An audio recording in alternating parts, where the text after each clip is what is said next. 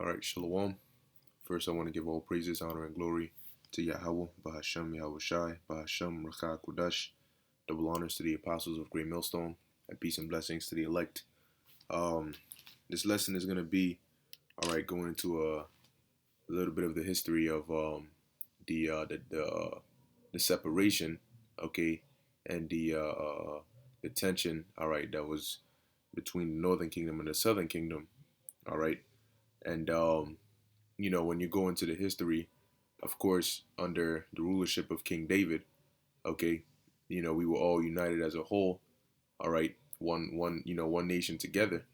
But under the rulership of, after the rulership of King Solomon, all right, there was that division between the Northern Kingdom and the Southern Kingdom, okay, and this was really a prophecy, okay, because the Lord, I forget the prophet's name that the Lord sent, but he sent that prophet to Jeroboam, all right, and basically had him cut up Jeroboam's garment, all right, to different pieces, and basically let him know that the Lord was going to rent the kingdom, all right, from Solomon, all right, and basically split it up, okay, and so we're going to go into that, all right, and understanding that, this is also why it's important to know some of this history because when we go into the future and we deal with the times of the New Testament and certain situations arise, all right, if you don't know the history behind it all, you won't understand, okay, why certain people were treated certain ways, all right, why certain things were said the way they were said,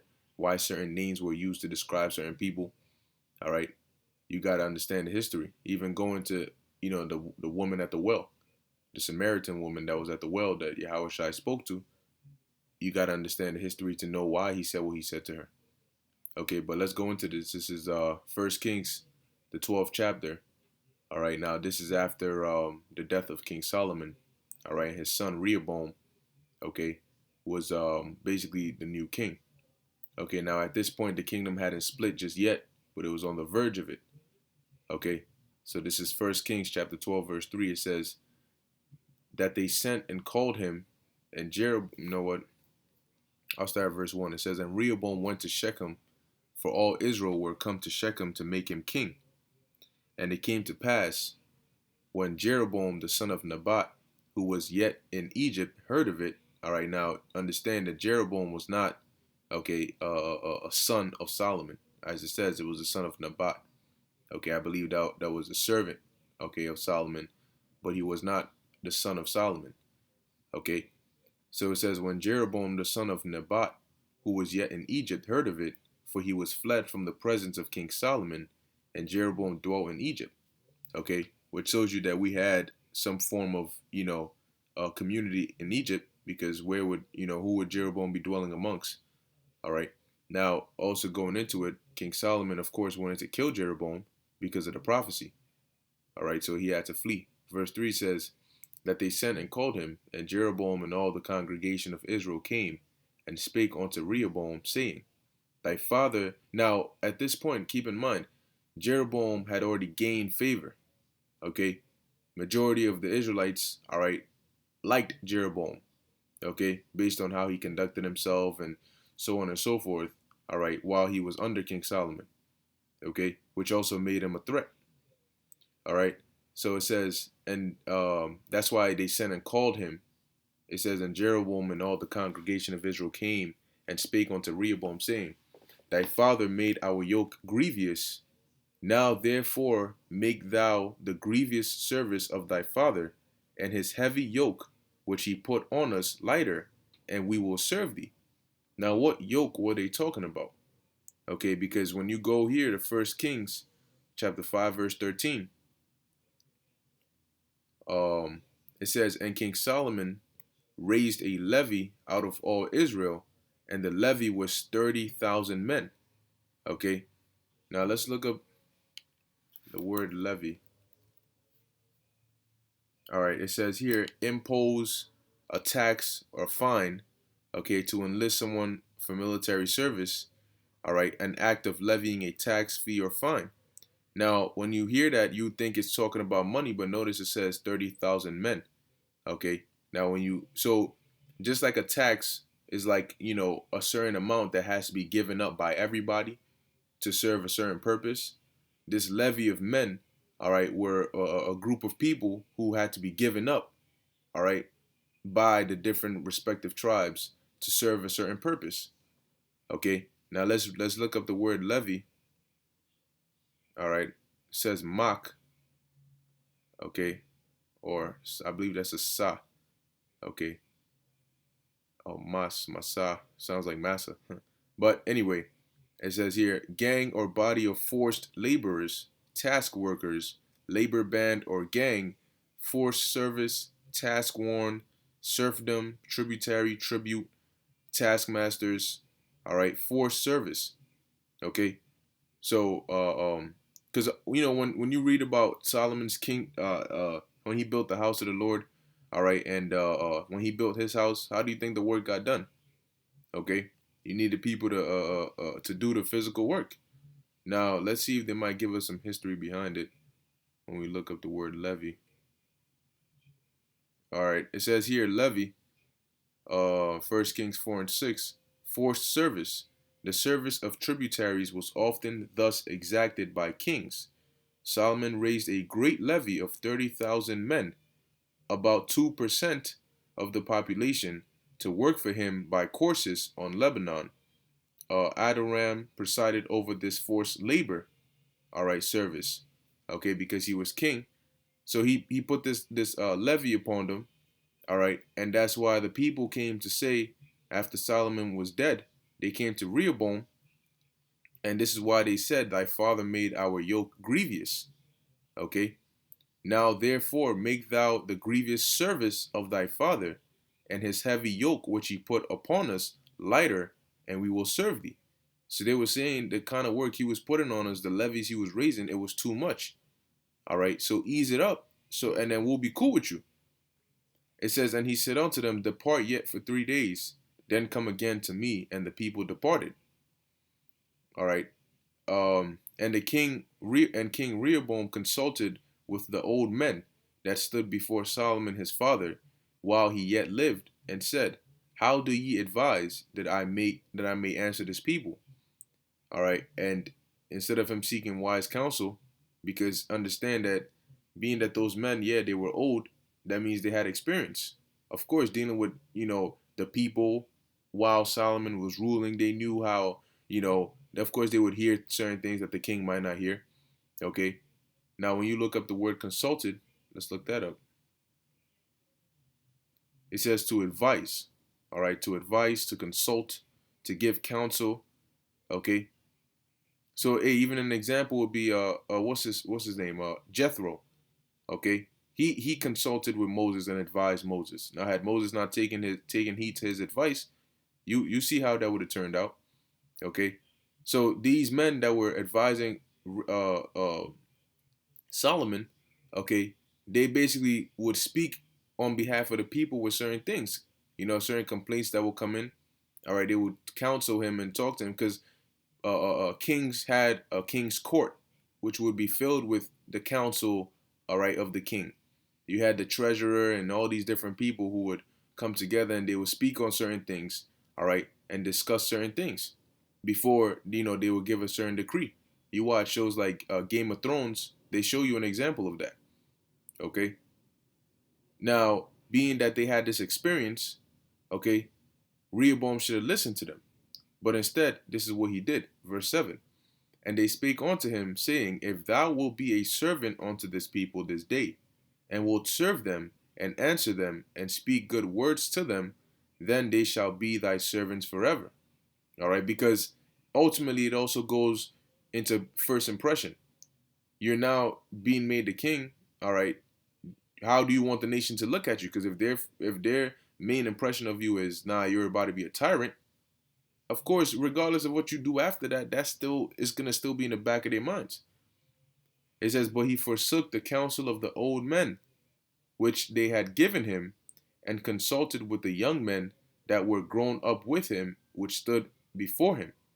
You see, and that was his mistake right there. But it was done for prophecy's sake. The Lord put a spirit upon Rehoboam to disregard the counsel, all right, of the old men, and instead listen to quote unquote, his boys. Verse 9, and he said unto them, what counsel give ye that we may answer this people, who have spoken to me, saying, make the yoke which thy father did put upon us lighter? And the young men that were grown up with him spake unto him, saying, thus shalt thou speak unto this people that spake unto thee, saying, thy father made our yoke heavy, but make thou it lighter unto us. Thus shalt thou say unto them, my little finger shall be thicker than my father's loins. All right, so basically, what Solomon did is not going to compare to what I'm going to do to you. Okay, which was the complete wrong answer, but it was the right answer for prophecy's sake. All right, because the will of the Lord was for the kingdom to split, and this was how he had it manifest, all right, in the physical. Verse 11, and now, whereas that my father did lade you with heavy yoke, or with a heavy yoke, I will add to your yoke. My father hath chastised you with whips, but I will chastise you with scorpions. So Jeroboam and all the people came to Rehoboam the third day, as the king had appointed, saying, come to me again the third day. And the king answered the people roughly, and forsook the old man's counsel that they gave him, and spake to them after the counsel of the young men, saying, my father made your yoke heavy, and I will add to your yoke. My father also chastised you with whips, but I will chastise you with scorpions. Now imagine that, you being in the congregation of Israel, all right, and you coming up to hear this. What kind of feeling do you think that would invoke in you? Wherefore the king hearkened not unto the people, for the cause. You hear that? The cause was from the Lord, that he might perform his saying, which the Lord spake by Ahijah the Shilonite unto Jeroboam the son of Nebat. All right, and that was once again for prophecy's sake. So when all Israel saw that the king hearkened not unto them, the people answered the king, saying, what portion have we in David? Neither have we inheritance in the son of Jesse. To your tents, O Israel, now see to thine own house, David. So Israel departed unto their tents. So they said, at that point, they said, all right, we not dealing with you anymore. Okay, that united kingdom has been split now. And that's why when you go into the book of Ezekiel, the 37th chapter, the Lord commanded Ezekiel to take one stick for Judah, which represented the southern kingdom, all right, which was Judah, Benjamin, and Levi, and another stick for Ephraim and his companions, all right, and that was the northern kingdom, okay, because Ephraim is the head tribe of the northern kingdom. Why did it need to be two sticks? Because of this incident here, that split. They said they have nothing to do with David, all right, or with the house of David, or with the house of Judah, okay, and so the kingdom was split. Verse 17, but as for the children of Israel which dwelt in the cities of Judah, Rehoboam reigned over them. Okay, so here you have, all right, Judah right here, okay, and you have Benjamin, which is around this area as well, okay, and then you have, which I believe is this one, this portion right here, and then you have the northern kingdom, okay, so there was a split, all right, and when you read throughout the book of Kings, all right, there were incidences of back and forths, and we're gonna get to that, okay, because the separation was strong. It wasn't just like a little bickering, it was strong, and it was made worse through Jeroboam, all right. So it says, the king Rehoboam sent Adoram, who was over the tribute, and all Israel stoned him with stones. See, so the tribute that he was gonna collect, when he went to collect it, they stoned him. That he died, they killed him, okay, to show Rehoboam what they thought about his tribute that he was coming to collect. It says, therefore King Rehoboam made speed to get him up to his chariot to flee to Jerusalem. So Israel rebelled against the house of David on to this day. And it came to pass, when all Israel heard that Jeroboam was come again, that they sent and called him onto the congregation, and made him king over all Israel. There was none that followed the house of David but the tribe of Judah only, all right, which really was Judah, Benjamin, all right, and Levi, okay. Why is that? Because it says here, and when Rehoboam was come to Jerusalem, he assembled all the house of Judah with the tribe of Benjamin. See, So it says there was none that followed him but the house of Judah only. But then why was he able to assemble the tribe of Benjamin as well? Okay. It says, and 180,000 chosen men, check this out, which were warriors to fight against the house of Israel. You hear that? So they were gonna go to war. Okay, it got so bad that the southern kingdom it was a civil war. All right, the southern kingdom were gonna go to war with the northern kingdom. Okay, to bring the kingdom again to Rehoboam, the son of Solomon. But the word of the Lord came unto Shemaiah, the man of God, saying, Speak unto Rehoboam, the son of Solomon, king of Judah, and unto all the house of Judah and Benjamin, and to the remnant of the people, saying, Thus saith the Lord Yahweh, by Hashem Yahushai, Ye shall not go up, nor fight against your brethren, the children of Israel. Return every man to his house, for this thing is of me. They hearkened therefore to the word of the Lord, and returned to depart according to the word of the Lord. See? So they were about to go to war. All right, but the Lord stopped it and told them, "Nah, I did this for prophecy's sake." Okay, nonetheless, that separation grew. Now, given it wasn't every single individual in the northern kingdom that was going off, because you have the situation of people like Tobit. All right, when you read it in Book of Tobit, the first chapter, he gives you the history as to how he was one of those who would come down to Jerusalem. All right, and for the high holy days, bring his tithes and his sacrifices and all of that. Even though his father and the rest of the tribes were going off following, the worshiping the golden calf that Jeroboam had built. Okay, and that basically had the southern kingdom looking at the northern kingdom like they were a bunch of heathens. Okay, because they were worshiping, all right, a false god, a false idol. Okay, or not a false idol, an idol, which was a false god.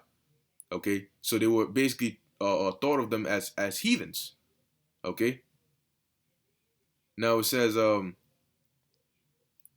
and then Jeroboam built Shechem in Mount Ephraim.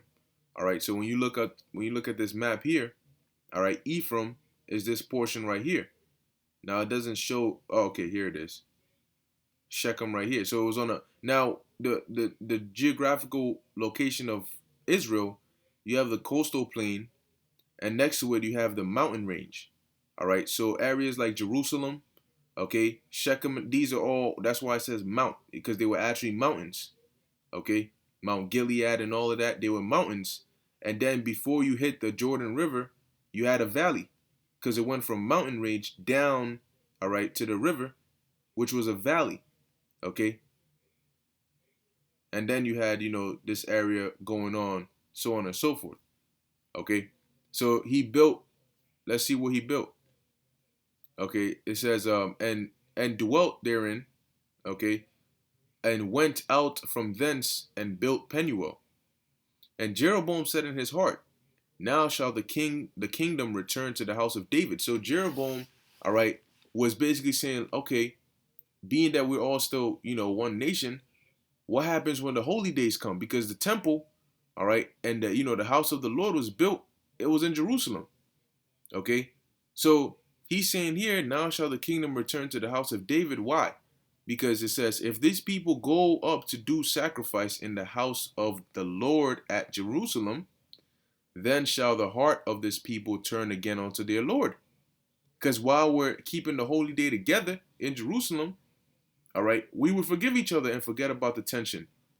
All right, and basically be reconciled onto another. So Jeroboam devised this plan and said, Then shall the heart of this people, meaning their mind, turn again unto their Lord, even unto Rehoboam king of Judah, and they shall kill me and go again to Rehoboam king of Judah. So what did he do? Whereupon the king took counsel and made 2 calves of gold, and said unto them, It is too much for you to go up to Jerusalem. Behold thy gods, O Israel, which brought thee up out of the land of Egypt. So he calls them to commit idolatry, which is spiritual fornication, because he didn't want them to get reconciled back to Rehoboam or the southern kingdom. And this was done for prophecy's sake. Now you have to keep in mind, when we got the land, okay, actually let me get it. If I can remember where it is. Oh man, boy, I know it was in the book of Joshua. It might have been the tribe of Manasseh. Let's see if I could find it, cause I know that there was an account. Okay, let's see.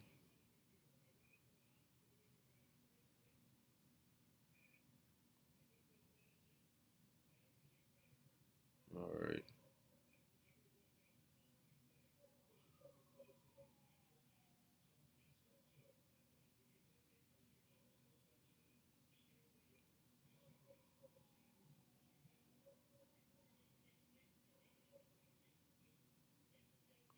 There was an account where I think it might have been the tribe of Manasseh on the east side, because when you look over here, all right, you have Manasseh here, but you have they had a big portion of land. All right, you had some over on the west of the Jordan and over on the east of the Jordan, and I believe there's an account where they built, all right, a if I'm not mistaken, was an altar, okay,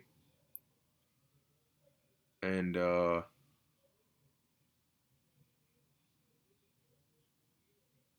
right, let's see, there it is, there it is, Joshua 22:10, okay. Yep, here it is. It says, verse 9, and the children of Reuben. Now, check this out, right?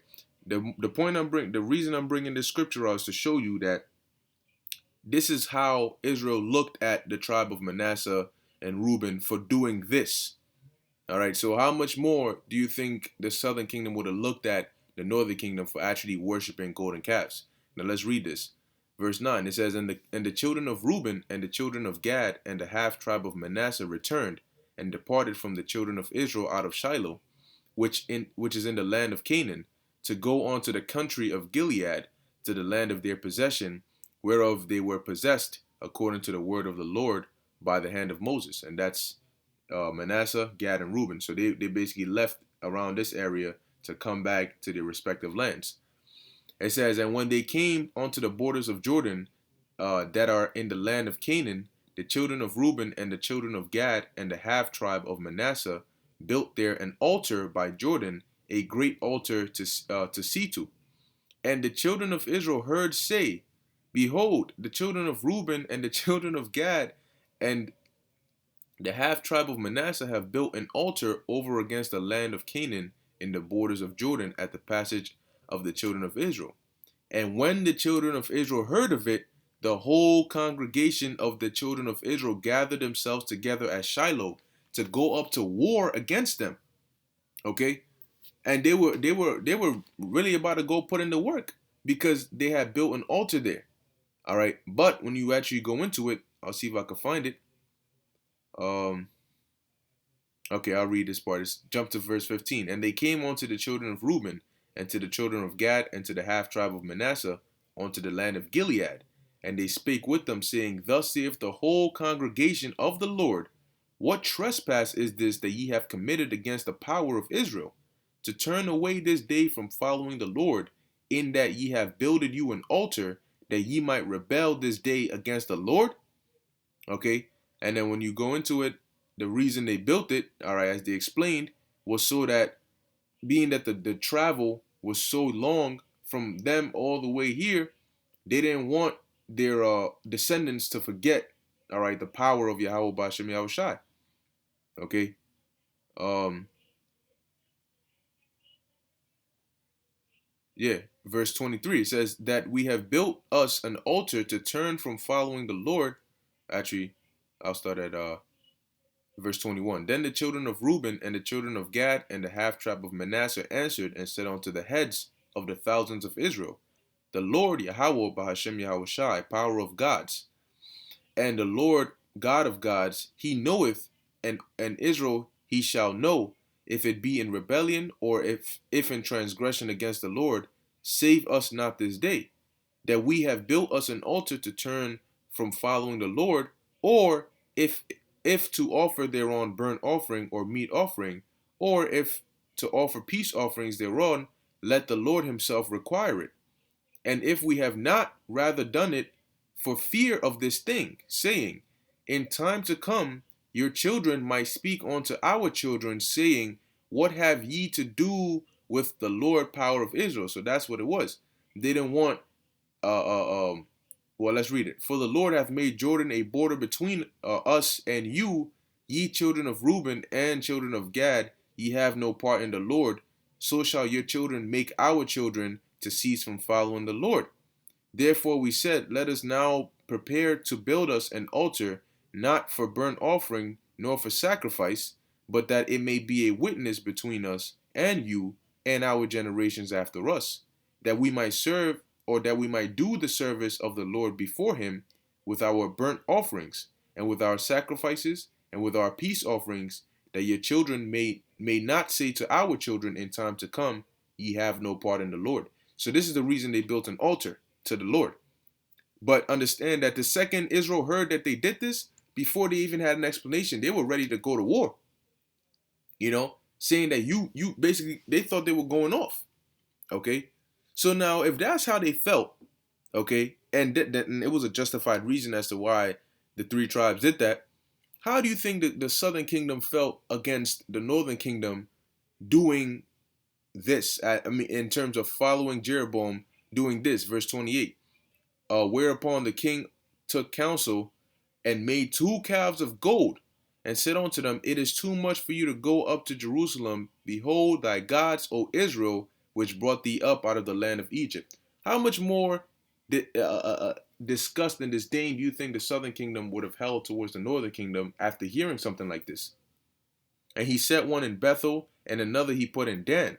And this thing became a sin, for the people went to worship before one, even unto Dan.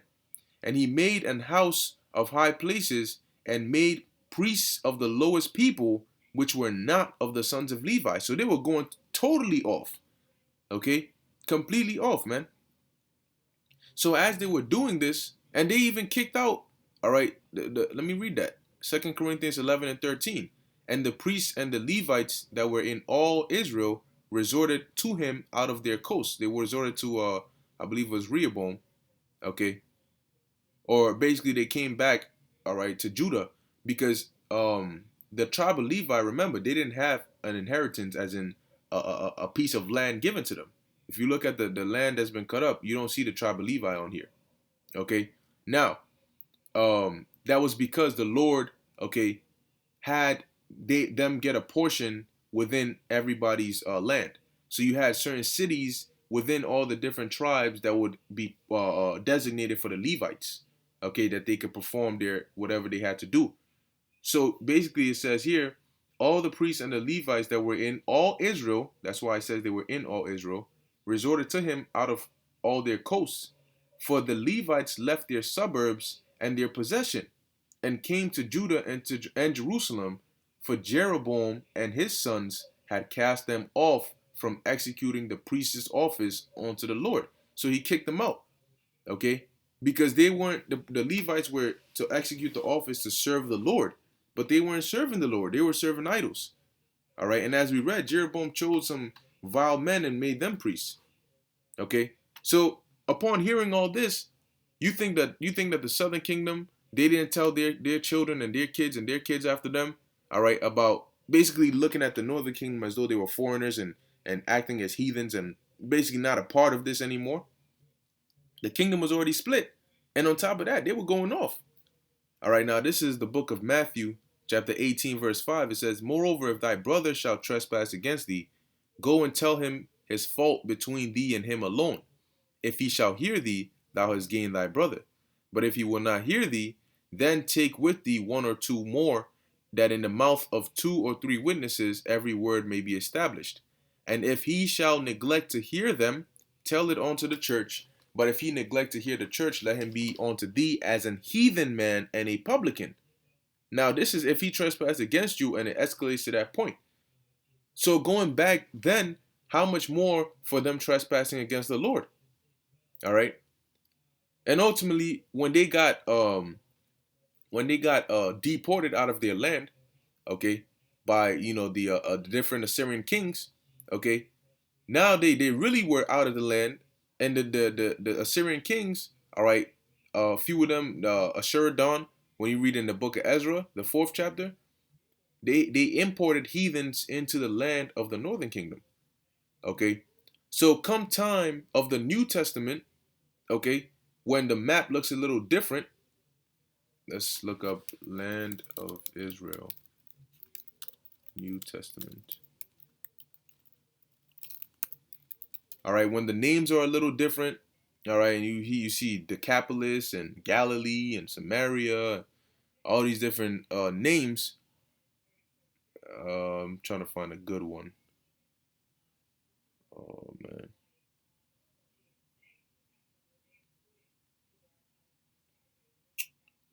Okay, let's see.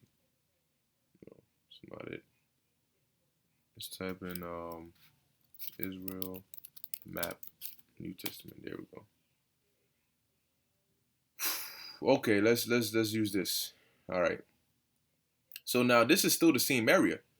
Okay, still the same area. Just it looks a little different. It's been named differently. Okay, you had now this area was called Judea because remember now it was a province under Rome. Okay, you had Samaria, all right, which would be where Ephraim and some of the northern tribes would be, and you had Galilee, which would be north of there. Okay, now notice this area with Tyre. I believe this was a portion of Asher. Okay, Naphtali. Oh, Asher was on the coast. Naphtali, Zebulon, Issachar. So this whole area, okay, Ephraim and all of that, majority of it was heathens, all right, that were living in there, going back to the time of the deportation of the northern kingdom and the importation of the heathens that were put in there. And when you read about it, they actually built a temple for themselves, okay, where they would serve and worship over there, okay. And ultimately, that's why when Yahushua was talking to the woman, the Samaritan woman, he told her, the time will come when neither here nor in any mount will you serve, all right, or worship Yahweh Bashem Yahushai, because it wasn't for them. He told her what? Ye know not what ye worship. We know uh, uh, who we worship, for salvation is of the Jews, because the majority of the people there, not all of them, but majority of them were heathens. Okay, you still had Jake mixed up in there, of course. All right, but basically that goes into some of that history. Okay, so this is why come the time of the New Testament. Okay, understand that this was you had a whole history behind it. Now that was between the Northern Kingdom and the Southern Kingdom. But when you go, because the Lord had even more division occur, when you go more during the time of the Greeks, then there was a division between the Southern Kingdom and itself. Okay, you had the Jews, all right, that stuck more, all right, that followed, the Maccabees that followed the Judas Maccabees and his brothers, okay, those that stood firm. I believe they were let me see, forgot the exact name that was used. Let's bring it up, and I believe that's where the Pharisees, the sect of the Pharisees, came from. Okay, let me see, the Hasidians. All right. It says the Hasidians or Asidians were a Jewish religious party which played an important role in political life during the time of the Maccabean Wars, although it had existed for quite some time previous. And like I said, I believe this is where the Pharisees came from. All right, yep. It says Hasidians are mentioned only 3 times in the book of Maccabees. As a result, they have been the object of much scholarly speculation. Opinions are divided as to whether the Hasidians were the predecessors of the Pharisees, the Essenes, or both. Okay. Nonetheless, coming during that time, there was another division. Okay, you had, now we're dealing with just the Southern Kingdom, but you had some of them that started keeping the Greek customs, started changing their names. That's why when you read in the book of Maccabees, you'll hear names like Jason, and John, like John Hyrcanus, and all these different names. Of course, they have Hebrew origins, like root words, but Jason is not a Hebrew name. Okay, so they went out and got licensed to do after the heathens. Even when the Hasmonean dynasty was set up, you still had Jake that were becoming more and more Greekified. Now, why is that? Because when Alexander, all right, had conquered the land, and this was prior to the Hasmonean dynasty and prior to the Maccabean revolt. But when Alexander had conquered the land, you got to look at where he conquered, man. All right, Alexander, or let's look at Grecian Empire. Okay, let's look at this. This is the Greek Empire. Okay, this is what Alexander conquered from Macedonia, Cyrene, Egypt. This is where we were at. Okay, including Tyre and Zidon and Syria and all this area, all the way down here.